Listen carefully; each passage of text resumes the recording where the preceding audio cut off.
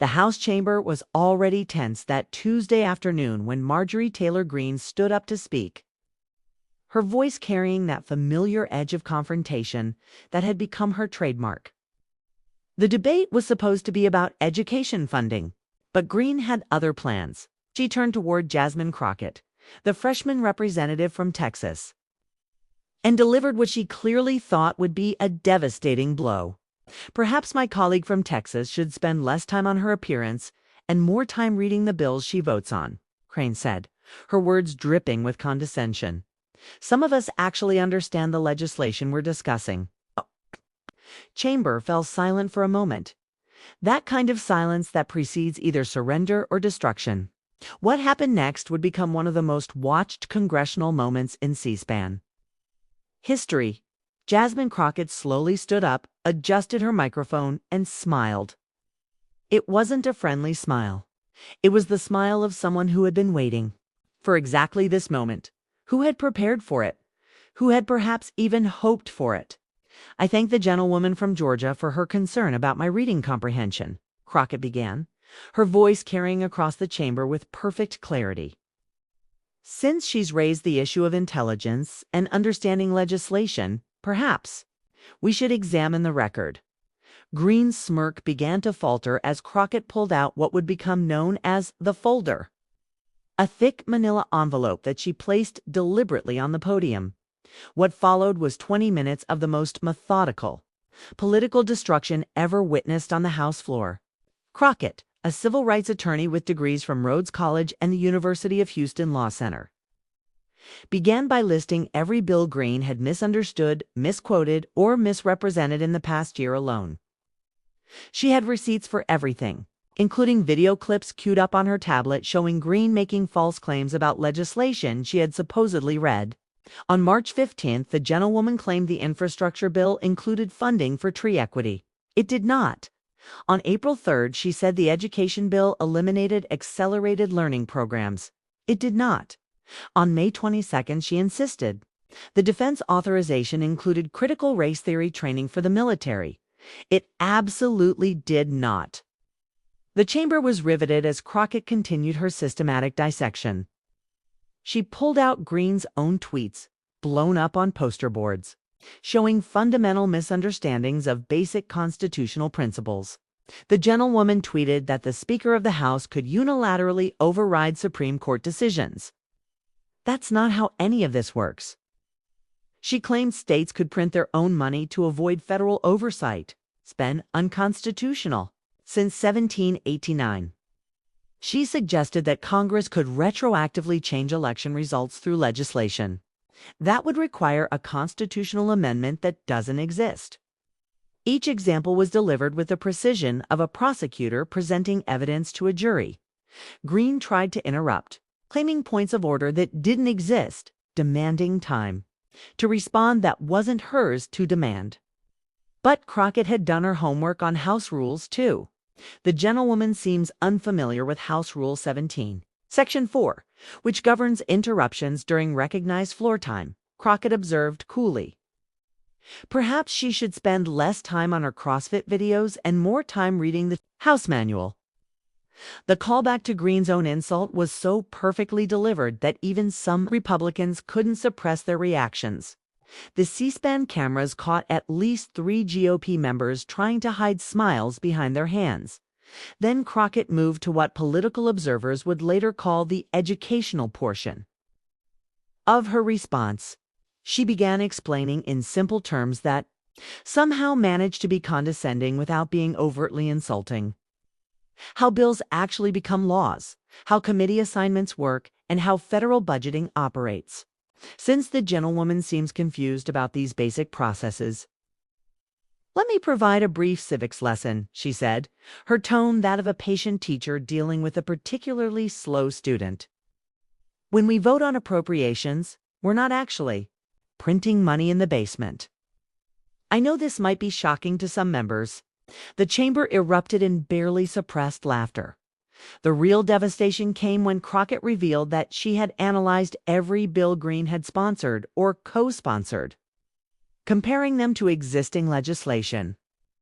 Remarkably, she said, pulling Out of chart, 73% of the gentlewoman's proposed bills duplicate existing laws. It's literally trying to pass laws that already exist. Another 18% are unconstitutional on their face, violating clear Supreme Court precedents. The remaining 9% are so poorly written that the Congressional Research Service couldn't determine what they were actually supposed to do. She held up one particular bill. This one appears to ban something that's already illegal, while simultaneously making legal something that's constitutionally protected. It's almost impressive in its incoherence. Greene's face had turned a shade of red that cameras struggled to accurately capture. She stood up and shouted that Crockett was lying, that this was a coordinated attack, that the establishment was trying to silence her. But Crockett was ready for this too.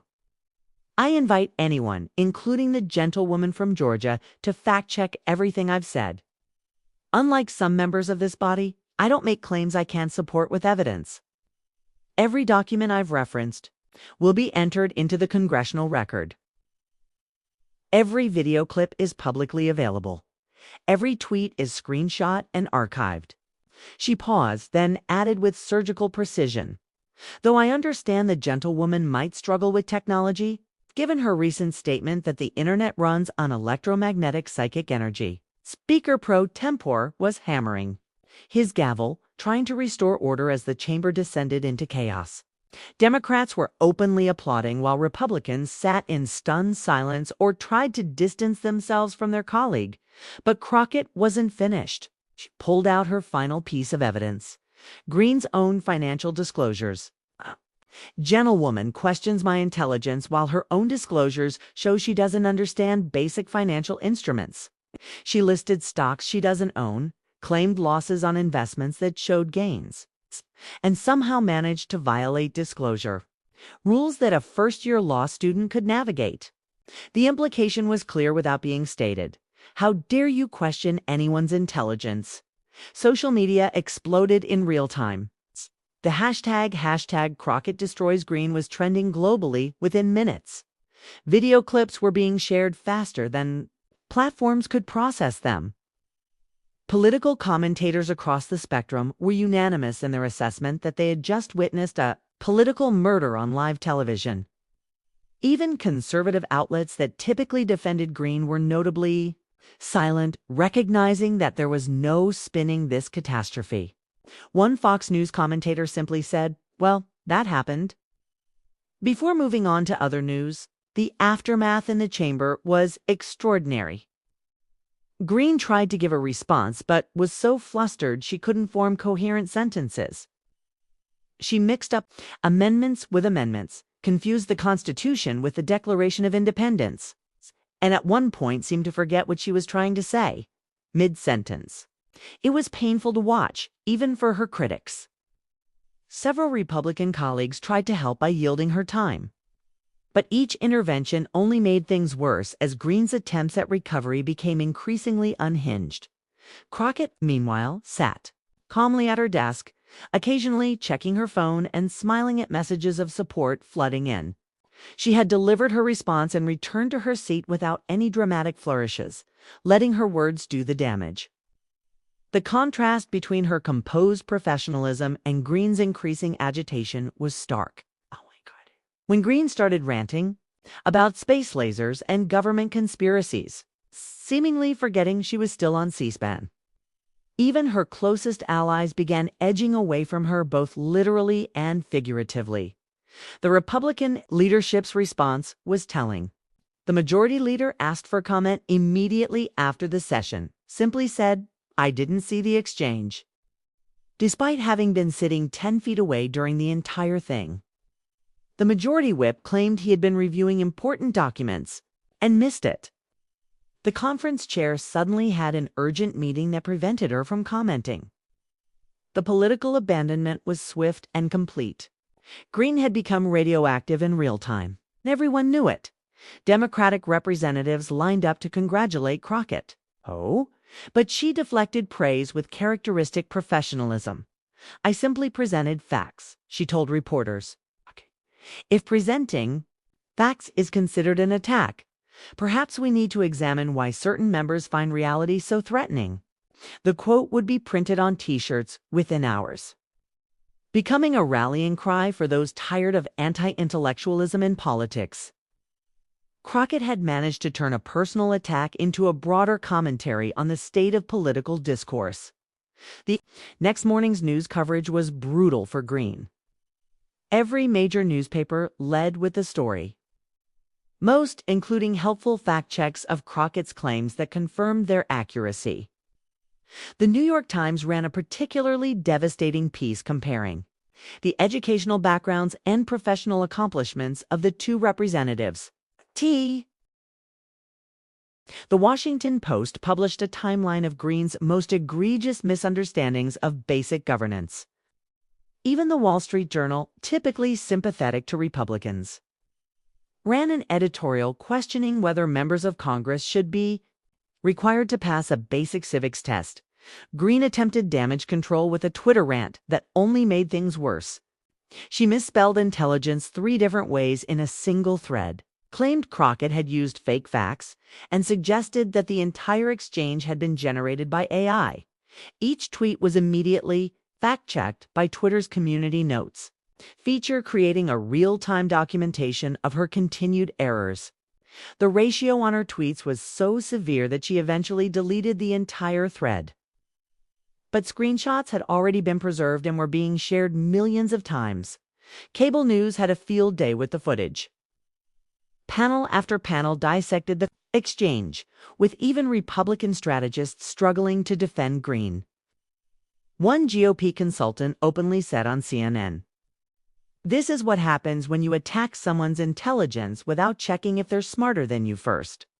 MSNBC ran the exchange on loop, adding helpful pop-up facts to confirm Crockett's claims. Fox News tried to minimize coverage. When their own viewers started calling in to complain about the network ignoring the story, they were forced to address it. The educational community's response was particularly interesting. Law professors began using the exchange as a teaching tool about preparation and legal argumentation. Several noted that Crockett had essentially delivered a master class in cross-examination. Technique: never ask a question you don't know the answer to. Always have your evidence ready, and let your opponent's emotional responses undermine their credibility. Harvard Law School actually invited Crockett to give a guest lecture on preparation as a tool of advocacy. Within the Republican caucus, there were reportedly serious discussions about limiting Greene's committee assignments and floor time. Sources leaked that several senior Republicans had approached leadership about implementing some kind of review process for members. Public statements to prevent similar embarrassments. The phrase "to get Crocketted" entered political vocabulary, meaning to be completely destroyed by someone you underestimated. Republican members were warned in caucus meetings to be very careful about personal attacks, especially against members with strong educational and professional backgrounds. The intelligence community joke that emerged was particularly stinging. Greene questioning Crockett's intelligence is like a flat earther questioning NASA's understanding of physics became a popular meme. Scientists, educators, and professionals across fields began sharing their own experiences of having their expertise questioned by people who couldn't spell the field they were criticizing.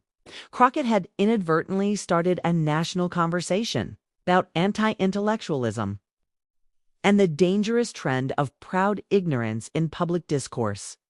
Greene's attempts to recover politically were hampered by the fact that the video existed and was being played constantly. Every time she tried to speak with authority on any subject, someone would reference the Crockett incident.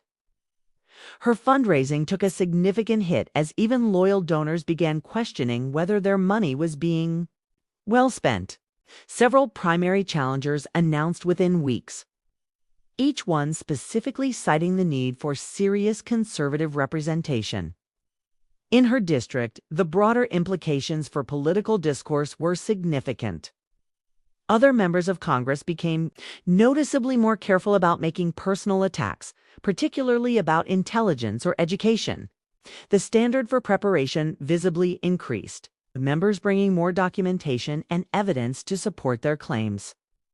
Staff reported that representatives were actually reading bills more carefully, terrified of being caught in a similar situation. Crockett had single-handedly raised the bar for congressional debate. Crockett herself handled the aftermath with remarkable grace. She didn't gloat or continue attacking Greene, instead focusing on her legislative work and constituent services. When asked about the incident in subsequent interviews, she would simply say, "I prefer to let my work speak for itself before redirecting to policy discussions."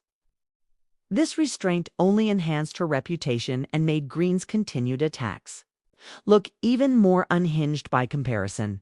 The incident became a case study in political science courses across the country.